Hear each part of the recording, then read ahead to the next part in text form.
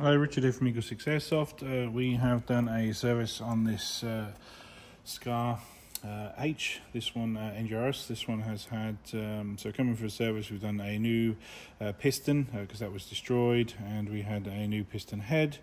We've put the upgraded recoil springs in there just to sort of tone it down a little bit, because we've also fit the Warhead brushless 35k motor, so the recoil spring should buffer some of that extra speed that's being generated on that recoil weight now.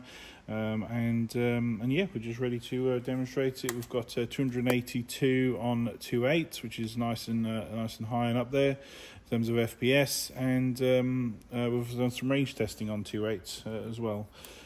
I'm just going to connect a battery up, just bear with me.